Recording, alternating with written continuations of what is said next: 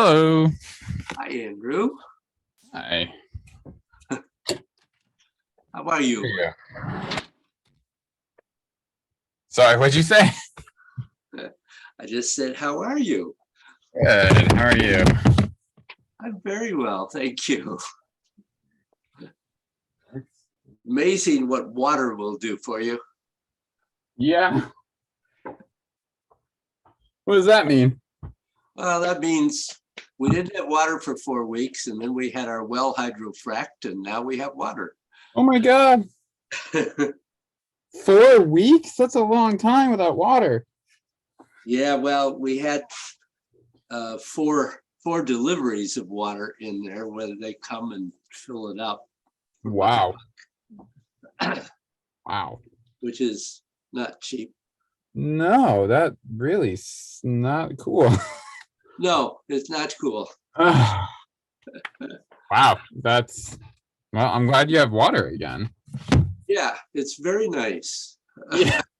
Yeah. You really appreciate it when you haven't had it for a while. Right. Yeah. I hadn't changed my water filter in a while. Too long. Uh-huh. I finally like figured it out and just did it. And I was like, oh, water is not supposed to like kind of like smell like algae. No. It's not. I just try not to think too hard about like whatever the heck I was drinking and feeding everyone. And nobody complained? I no. I don't know if they all just, you know what I mean? I mean, like I wouldn't expect the children, because Kaya usually is like, oh, this, she's got like a strong nose. Yes, so does Jane. That's funny. So it's, she kind of was like, what are you doing? Like, what, and like, why are you messing with the water? And I was like, oh, I got to change the filter. And she's like, oh, all right. Like, kind of like, wrong with it. And I was like, man, maybe I just always got unlucky and got like the aquarium smelling water. And anyway, I got to stop at 11 today. Okay. Kaya has like some sort of class going on that she can't do with them, right?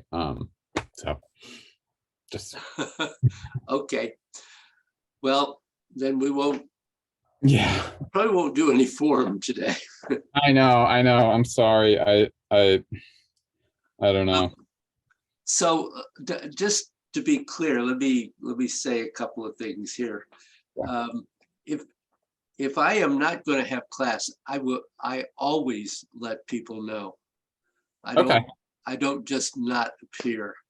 Yeah. No, I don't know why I thought, I was just like, because you said you sent it too, and then I went back and looked, and I don't know. I'll look again. I don't know what happened. Well, and I just couldn't find the email, and I was like, well, okay, that makes sense. But you're right. You do always send out an email if there's no class. Or I would also message you, because you're hard to get a hold of. Yeah, I know. I did the site, by the way. I did that. Oh yeah. I did that like Wednesday. Yep, I saw. Okay, so Thanks. I read the message and I'm like, okay, yep, and then I don't respond, and then I forget. All right. Well, I was going to say, I don't need a big message. I don't need a paragraph, but sometimes an okay or got it would be adequate to let me know that we're in contact. Yeah, I hear you, David. I'll try to be better. Okay. Good. I do. Okay. So, otherwise, things are okay over there? Yeah, sure. Sure. I like your play yard outside. Oh, with the fence? Yeah. Yeah. I think that's a good idea. Yeah, it makes it a little easier to manage. Mostly Rowan. He liked to just he was like, whoa, the driveway. Oh. Oh, bud. Oops. Okay.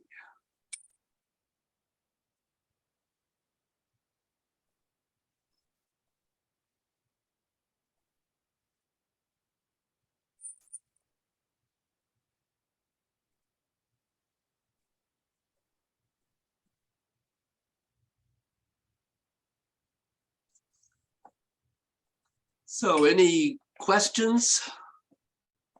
No, to be honest, not really. Thoughts?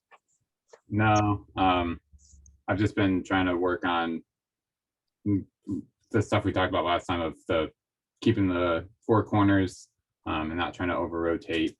And Good. just kind of keeping it simple, right? But I still just hear really the connection between the, oh my God, Dantian and and how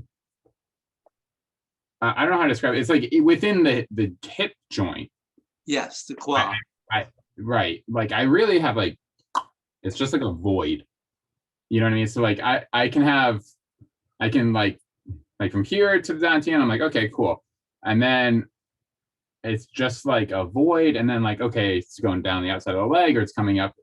And then I can kind of get a sense of like the perineum and like moving from one knee to the other, that exercise. But just that kind of like how it goes from, you know, the center of me to down the leg.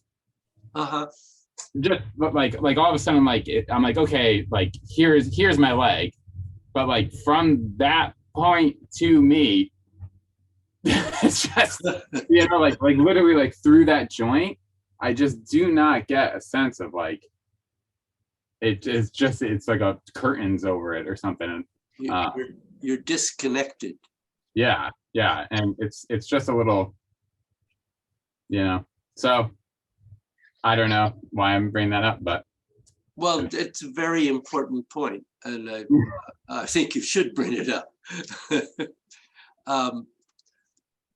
Because the qua is extremely important, that whole area. And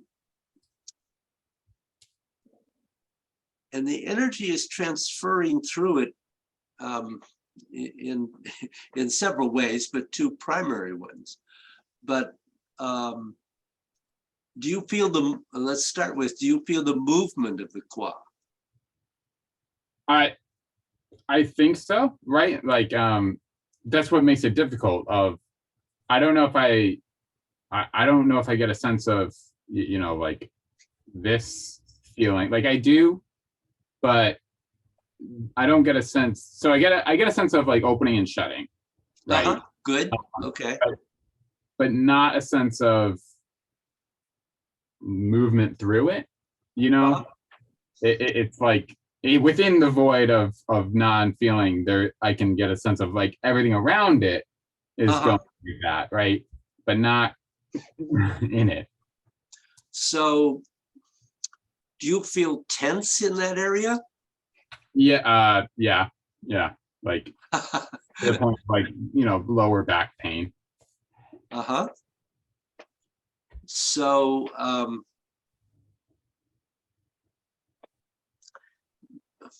tightness in the qua is related to lower back pain. Right. There is a connection here. So my feeling is that you're blocking in that area. Right. Blocking the flow of the energy. And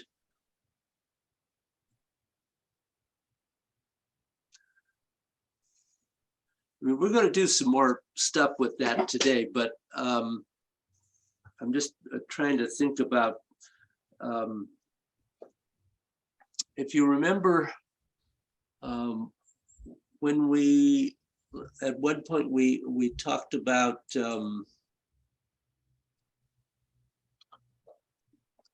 having a bounce in the body.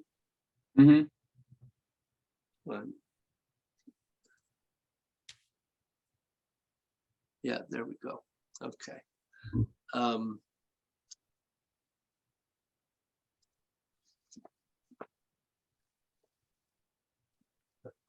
So one of the things in that is that if this is tense, if your hips are tense and the lower back is tense, you can't bounce. You might move your arms and shoulders and maybe the upper chest, but it just jams right there.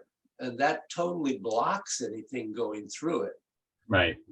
And so you have to let that relax so that there can be that whole bounce. I mean, I think all you have to do is look at your kids. Yeah. How they don't jam up in their hips. Yeah. They're like noodles. Yeah. Yeah. And that's what you need. And so you have to work on relaxing that, and also in just doing those simple movements. This should all be really, there's just there's no tension in this. Yeah. It has to be fluid. Yeah. And if you're tightening up here, then it really is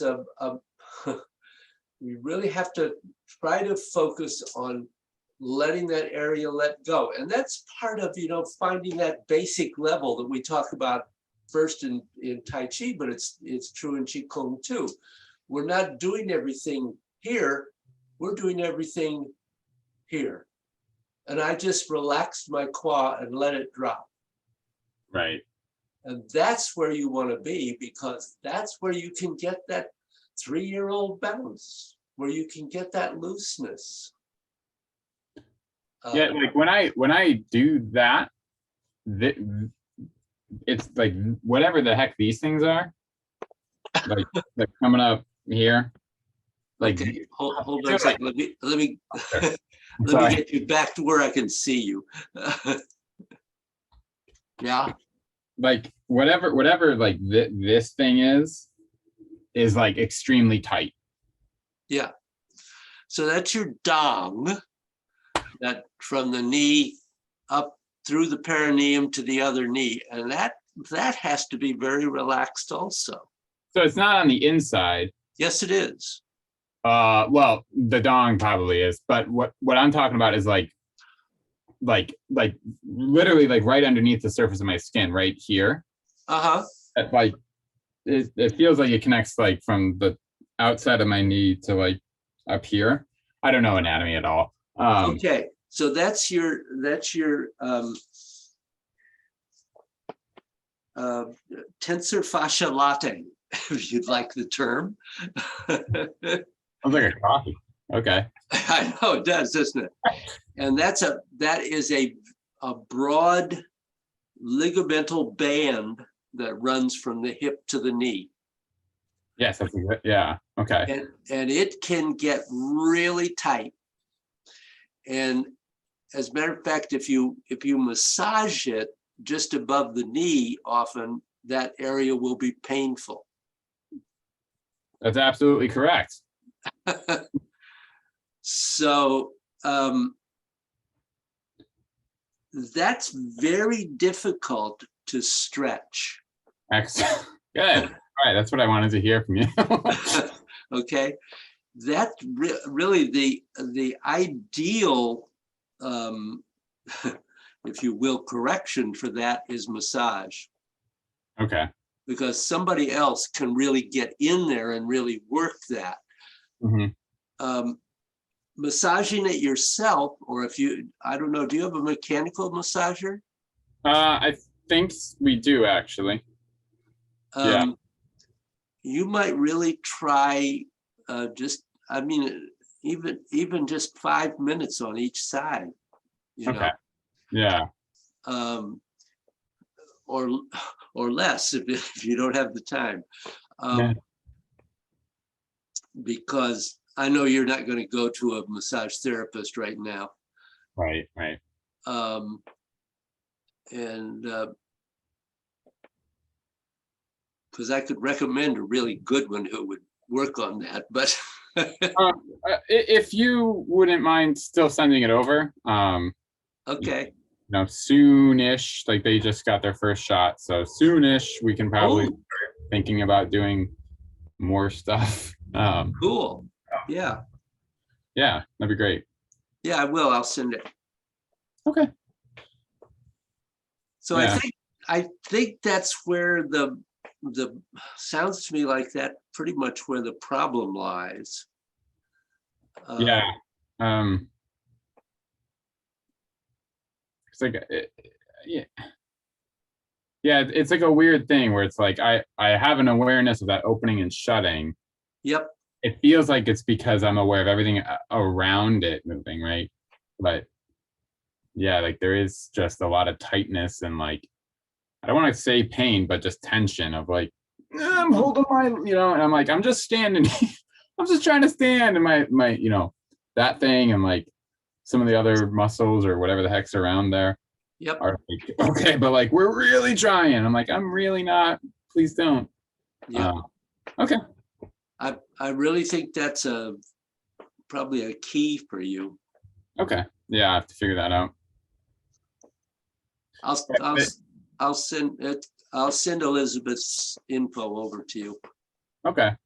Because I feel like that makes me also kind of like want to leave, trying to move from there, and then I start moving from my chest. Yep. And that's not good, as you know. Okay. Fun. Okay, so maybe we'll just try to move on a little bit here. I had hoped to go a long way with you today, but I think we're not going to go very far. It's okay. It's the way it is. We can go a long way. We can try at least. We'll do whatever works here. So we've really worked on trying to connect the legs to the body, and obviously we still have some work to do with that. But we want to go a little bit further into connecting the arms to the body. So well, I did demonstrate it at some point, just so you see it again. The actual arm movement of cloud hands looks like this.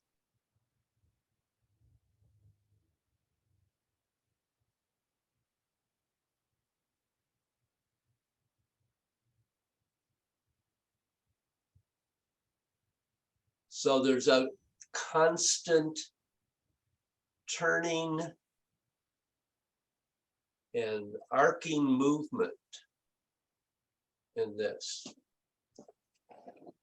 So that continuous turning is going to be really important, and we'll work on that a little bit later on. Now, part of this even turning is about in terms of how it functions for your health. It's a way that it's the same way that your legs are used to turn your internal organs, so are your arms. And the difference is that the legs are more powerful in terms of causing motion and chi going in and out of the internal organs because they're bigger. And the arms, however, are a little bit more precise, and they are dramatically more precise at working on the glands. But in the beginning, most people can't use the turning of their arms to target their glands because they don't have sufficient sensitivity to know what a gland feels like and if they are affecting it. But the one thing the turning of the arms will do is to escalate, enhance, and amplify what the turning of the legs is doing to the internal organs. And that's the first step you should be focusing on.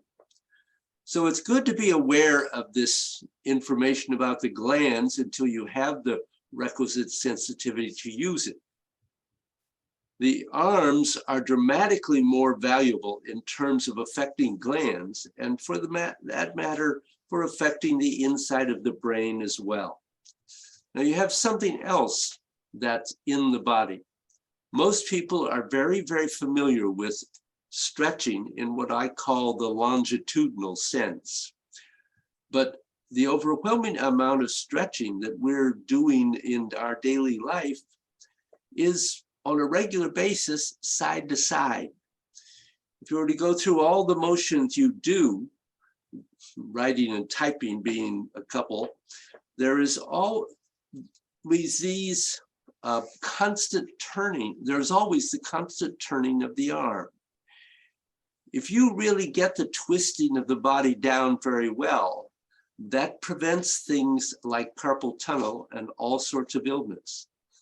But the larger issue is that because of the fact that you have qi that's moving up and down and around, the basic action in the body of qi is that it is moving in spirals. And in the beginning, all this turning that's done in Qigong goes through these three very simple stages. The first one, which is not really about activating qi, it simply gives you the motion. It's just that somehow the arm and hand are turning back and forth. It's rotating from one side to the other. You need this in terms of general flexibility. As people get older, they have dramatically larger problems with rotation than they do with not being able to stretch enough. But it's also the fact that the turning affects your internal organs. Your internal organs have two types of space that they need. One is that in general, the space around the internal organs has to be able to move a little bit. Even your heart needs a little bit. Your pericardium, for instance. Your liver moves a little bit, but also internally, inside the organs, it also has a natural kind of spiraling type of action in different directions. These have been monitored and mapped, and that is part of this Qigong. And they're going on even when you're asleep. So the spiraling action is very important.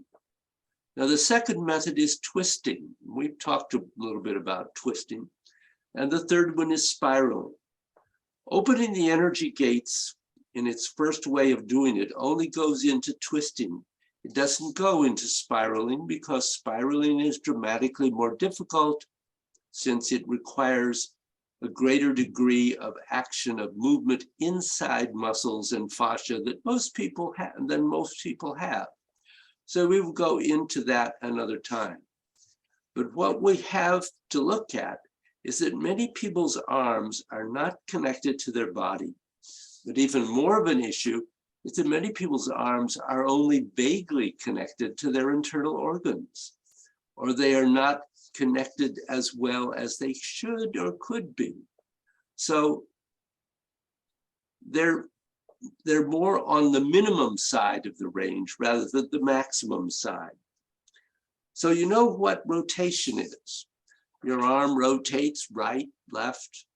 We know how to turn it, but we have something else. When we talk about the body and very basic energy circulation in the body, there's energy coming into the core of the body and going to the extremities, or you could say from your skin to the middle of whatever you have, and from the middle of whatever you have, all the way out to your skin. So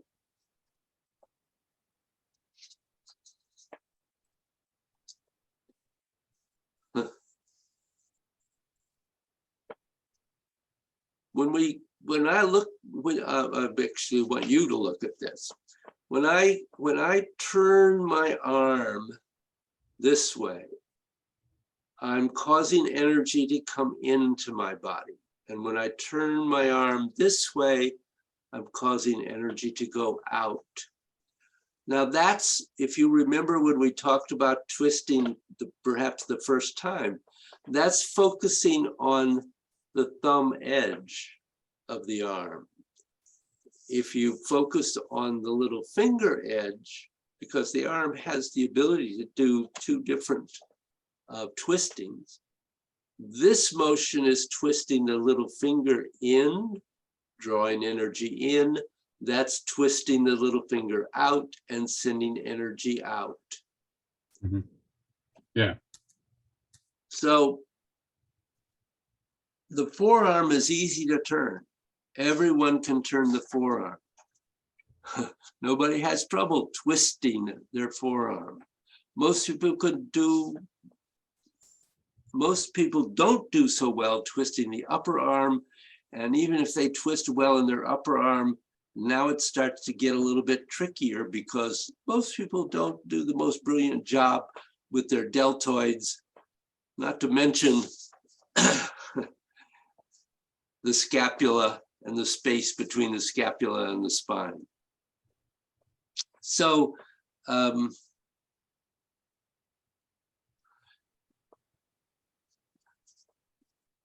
what I would like you to do for a moment, and you can probably simply do it sitting, is to really try to think about the difference. I don't know, actually you can tell me, have you begun to be able to distinguish between just turning your arm with the muscles and twisting?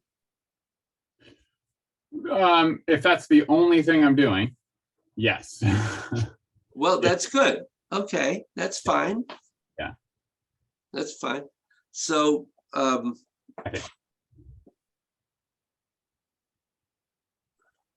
well, then I'm just great. If that's where you are, good.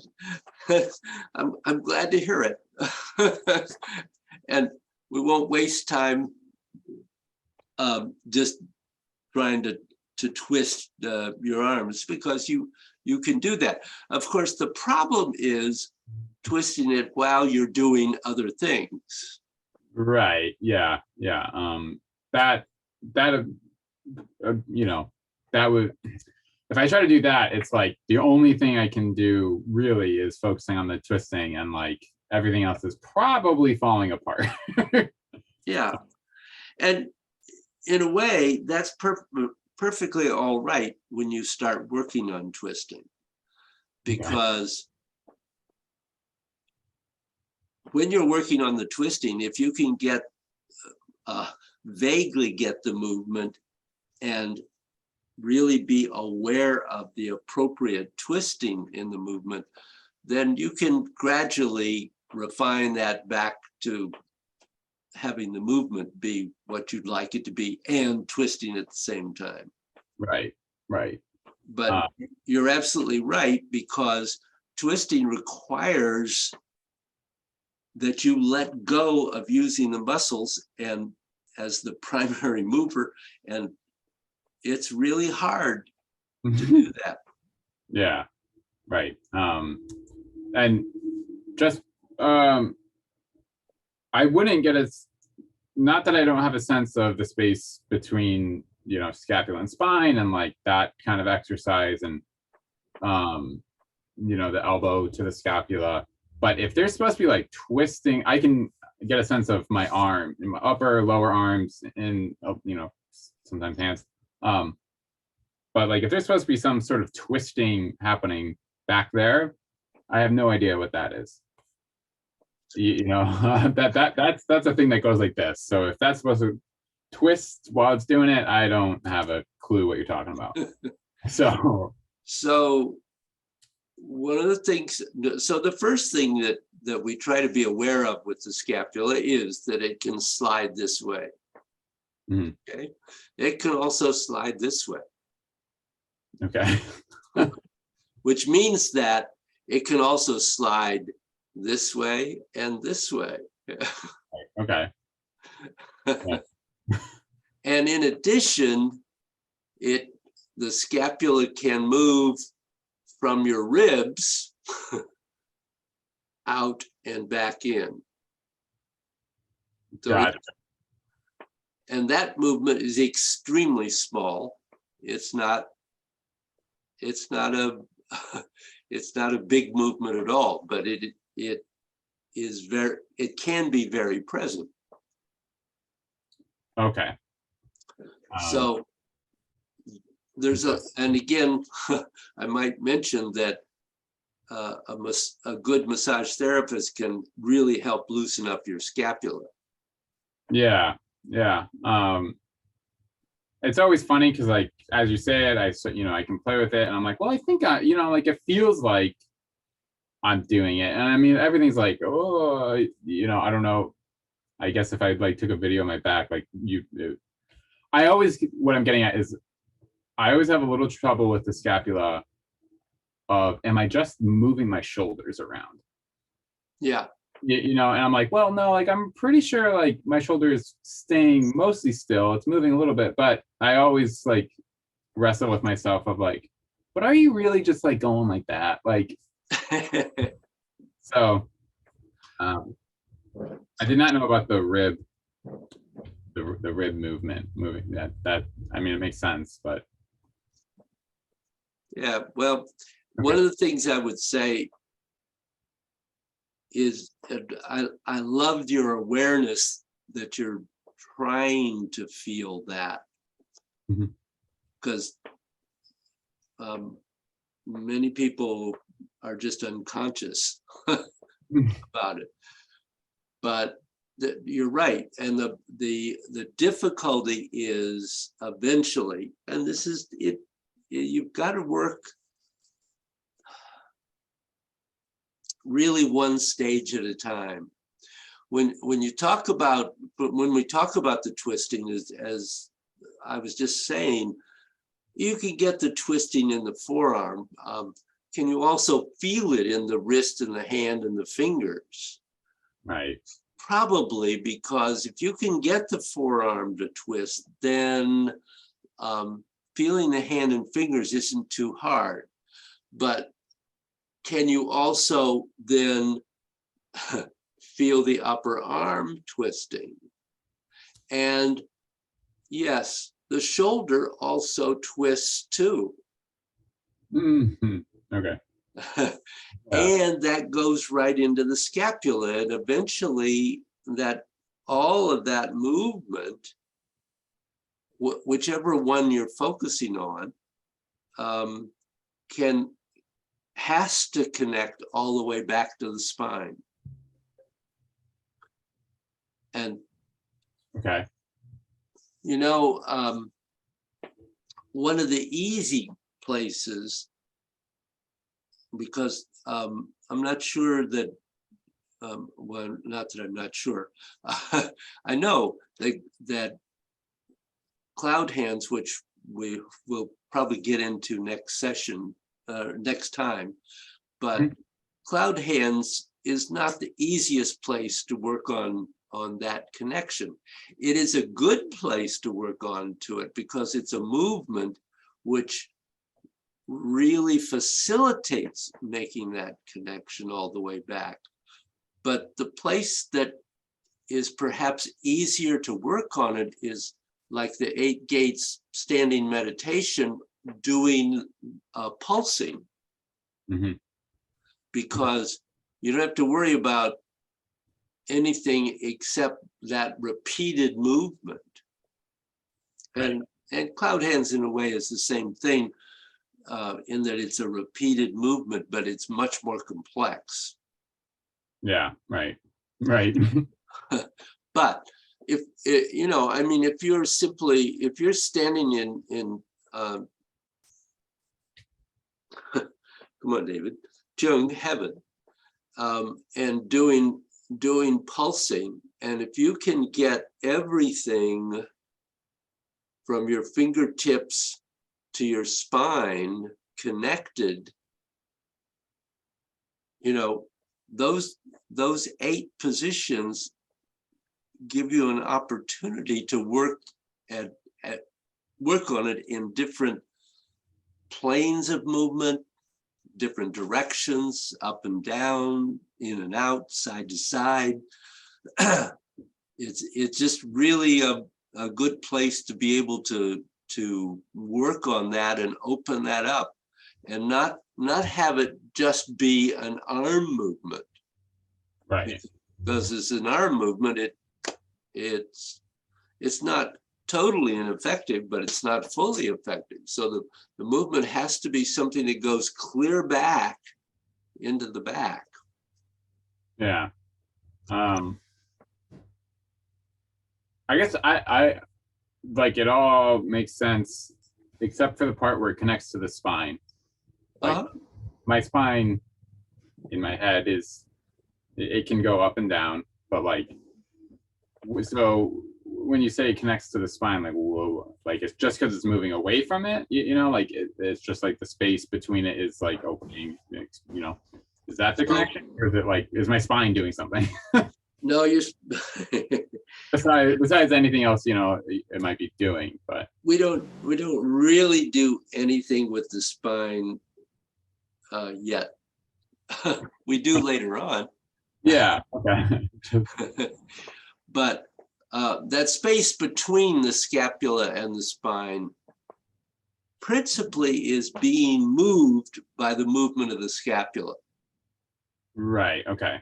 So it's attached at one end to the spine, and then whatever the scapula is doing is going to cause that movement in that space. Okay. That's kind of the sense I was getting. So yeah, it works for me. But that's a really important area to get to move. And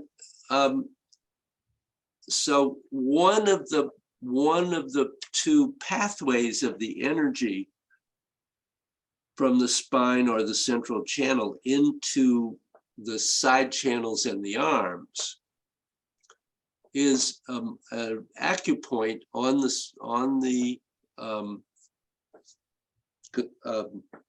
governing vessel, which runs up the back behind the spine. But it's a point right between the scapula and the energy. That's one place where the energy goes out and into the arms. The other one is at the level of the throat notch. It's a little higher. And that goes out, whereas the lower point goes directly through the scapula to the shoulders. This point goes out and goes through the shoulder's nest into the shoulder. So they're slightly different pathways, but they end up getting to the same place. Okay. So that connection between the scapula and the spine is really quite important. Okay. Okay. Yeah. So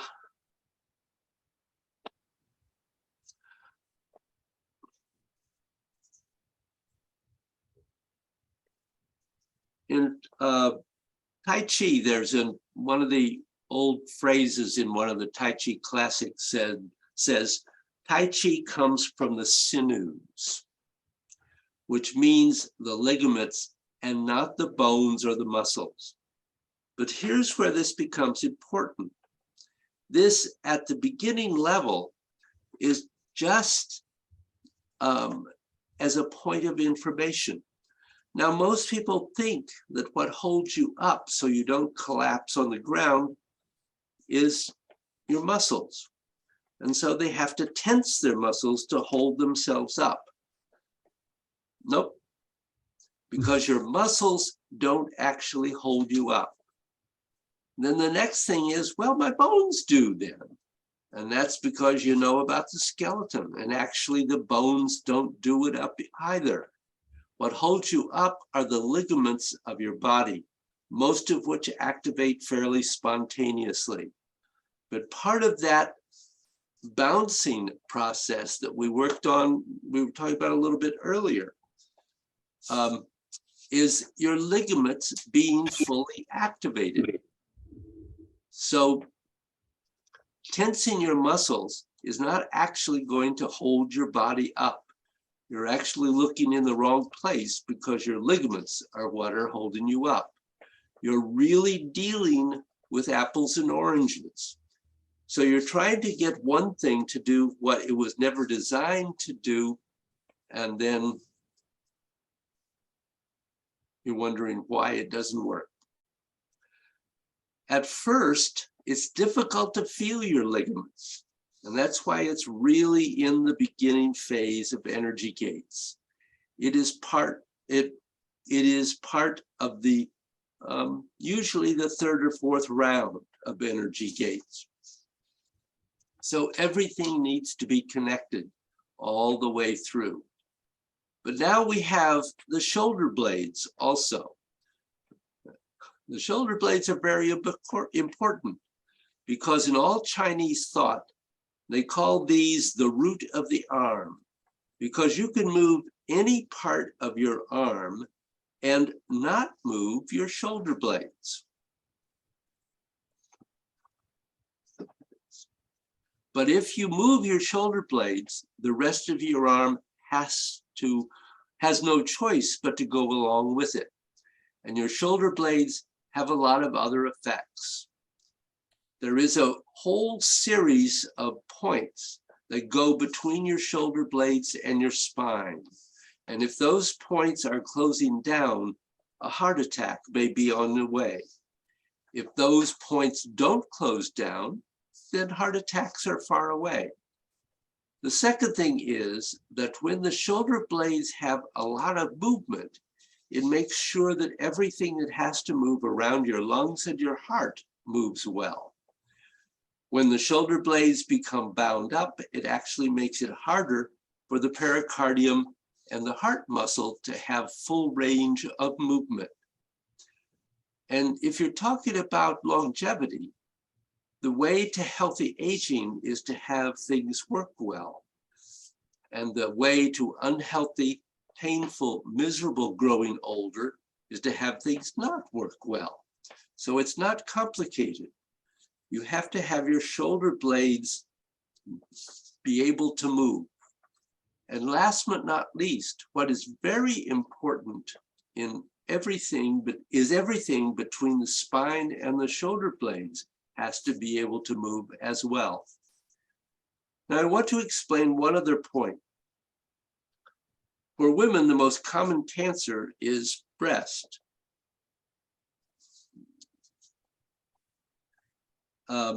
In men, it's prostate. Virtually all men over the age of 80, or sometimes even 70, probably will have prostate cancer. I have. But the fact of the matter is that it's very, very common. So good prostate health is very important to men's aging. So it's important to men to keep that in mind. And then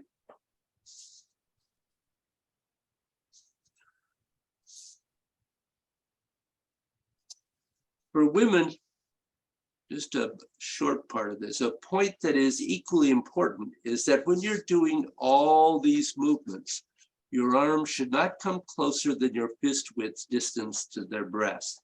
You don't want their hands to be hitting the breast because that can cause irritation, and given all the heavy metals in the world, that can cause problems downstream. So,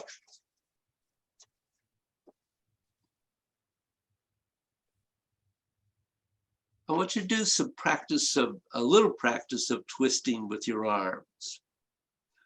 So just put your two arms up and start doing a little bit of, trying to do a little bit of twisting. So twisting both of them in and both of them out.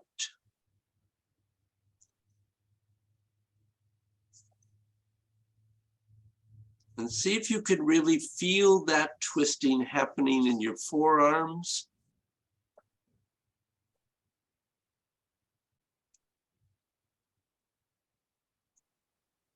And then see if you can feel it going into your upper arms.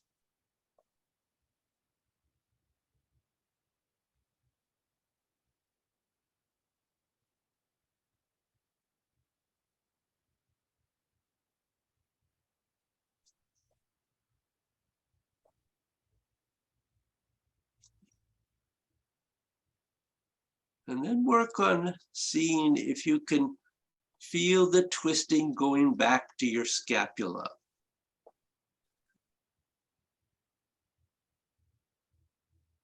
If you could get the twisting of the arm to be clear, you can use the motion of your hands to go right to the bottom of the pelvis and right into your prostate. So you can cause your hand motions to keep a super blood flow and chi flow in and out of there. And that's very helpful.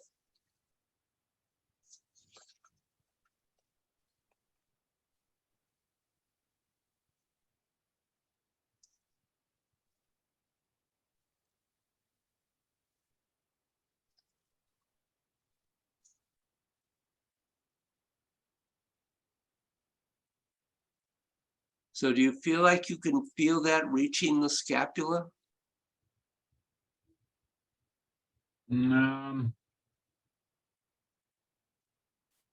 Sorta. I can feel like not in a way that I feel that my scapula is like moving out and like twisting. I can feel a sense of it's connected, that it kind of wants to make a little bit of room and but not I don't know. Not it, I don't feel this motion just an opening. Basically like it's kind of connected to the elbow, but it's not doing any of this. It's just this. If that makes sense, right? And it's and it's like it it really wants to go away.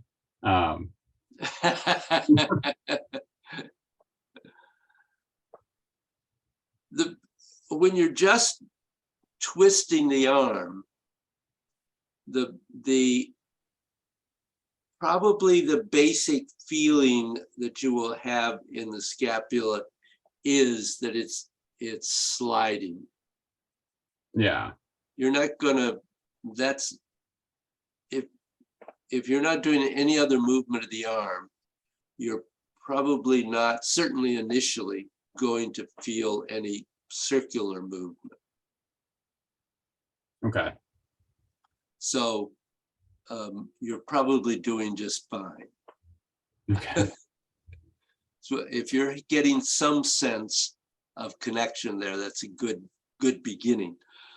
The thing you want to try to be aware of in this, just as a simple exercise, is can you feel that twisting connect all the way to the scapula? Can you feel it from fingertips, hand, wrist, elbow, upper arm, shoulder, and into the scapula? No, it is like it's I don't know how to describe it, where it is like all of those things are working on their own together, but like it's like it is not a sense of these all are going as one unit. Like I have 5 things or however many, Yeah. That they're all doing it, but they don't all start at the same time.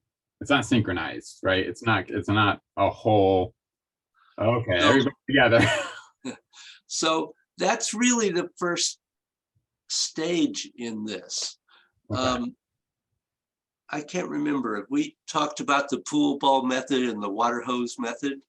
I have never heard of that. Okay. Or I completely forgot. No, I don't think we've used that image. I've used that image with you up to this point. Okay. So the first step in learning something like this and a number of other things as well is to learn it in the sense of this is Bruce's image, the pool ball method, which you have one ball hits one and that one hits another and that hits another and that hits another. So it's the same kind of thing that he's suggesting that if we start with the fingers, that the fingers go and then the hand connects and then the wrist connects and then the forearm and the upper arm and the shoulder. Oh yeah, there's the scapula too. So you're just making sure that you have all the parts able to connect in sequence. Right. You're absolutely right that what you really eventually want is that it's like water in a hose, that you turn it on and it goes, it's all the way. Yeah. Yeah. But that's not where most of us start. Yeah. At least I didn't.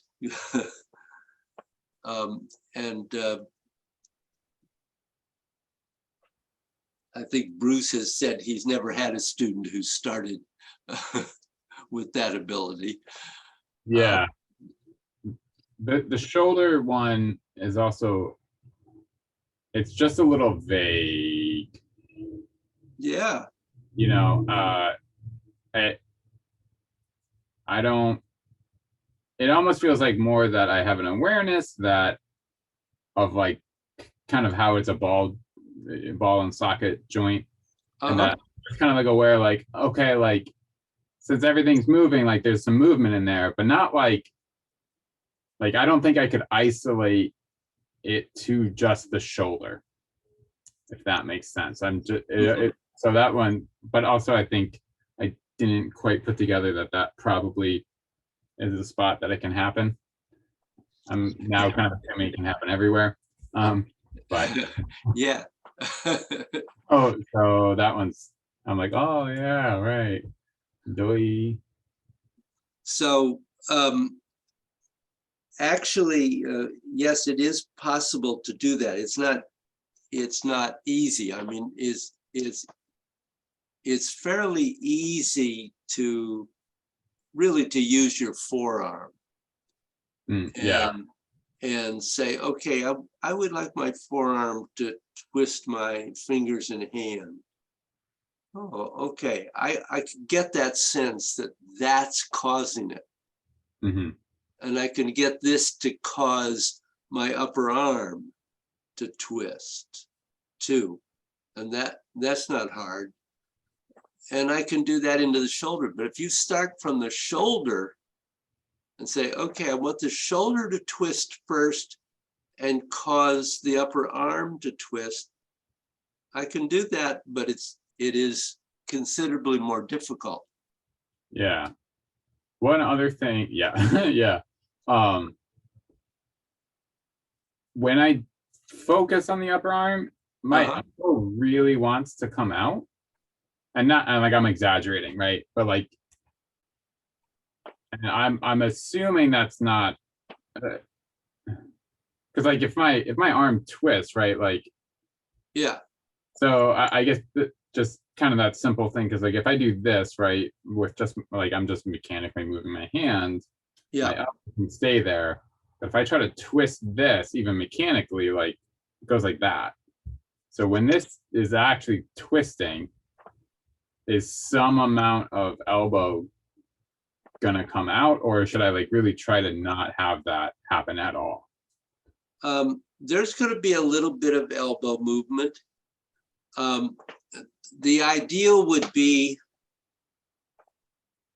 if you start from out, yeah, the elbow is pointing straight down to the earth. Mm-hmm. And then as you twist out, well, it moves out, and I haven't gone quite to 45 degrees, but I've gone out a bit. Right. And that's okay. Okay. All right. Because like, I was like, I think it has to. I don't know how that would happen without it, but. Yep. It will move it. It will move it. Absolutely. Cool. How much time do we have here? Not a lot. No, we don't. No. I think maybe we're at a stopping point. Okay. I'm sorry. It's all right. It's okay. We'll continue further next time, and Yeah. what course is Kaya taking? That's a great question, David. That is a great question. I think it was related to writing. Ah, She does quite a lot. yeah. So I kind of just, it's not that I don't have an interest, but she does a lot. So, but I think it's about writing. Oh, good. Yeah. So. Well, say Yeah. hi to her, give the kids a hug. Sure. I had a quick question. Should I, Sure. I don't know. The same way that the shoulders twist, the hips as well, I imagine. Or should I just like not worry about that at all for now? No, you could worry about that if you like. Yes.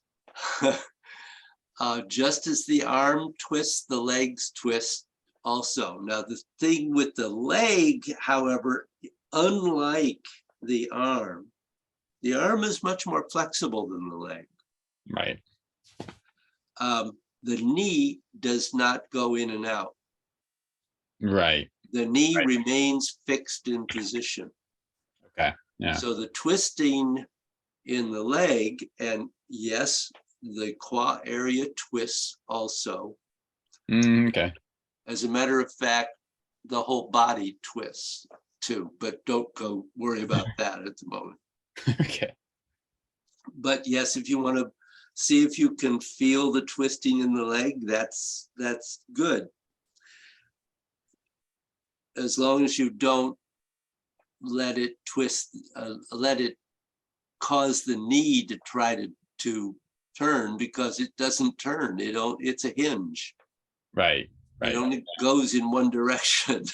Yeah. Okay. I'll maybe, just for fun, I'll play with it a little bit, but Sure. try to make sure I'm not. The nice thing about twisting the leg is that your feet are on the ground and your hip is attached to your torso. So your leg is not going anywhere. Mm-hmm. The twisting just happens around the leg, and that's a very pure twisting movement in the leg. Right. Okay. Yeah. Right. Because you can't. The arm, the twisting could be much more flexible and has more dimension to it, but the legs are kind of good in that they can only go one way. They twist inward to the center, they twist outward from the center. Right. Okay. Neat. Good. Nice. Well, it is nice to see you. Yeah. Nice to see you, David. Thank you for doing the website. Yeah. I'm sorry it took so long. Well, that's fine. I'm not getting much response at all, so I don't think that has to do with the website. I put it out in several places, so. Gotcha. I think just not a lot of people wanting to do that at the moment. Yeah, I guess not. Did you put like flyers around too? I know you would do that. I used to. No, I haven't put flyers around. Because it's really not a beginning kind of thing. It really should be. You should actually have done at least some previous Tai Chi. Right. Doing that style. Gotcha. So that's the way it goes. Yeah. I'll try some. I was gonna start asking a bunch of other questions, but I really gotta go. I really gotta go. Is actually what's going on. So, well, call me another time and ask your questions. Yeah, David, absolutely. That sounds I'm, like a good I, idea. I'm around. Yeah. Yeah, yeah. Well, have a good day. Yeah, you too, David. All Thank you. right. Okay. Bye-bye. Go enjoy your water. I will. Absolutely. Bye. Take care.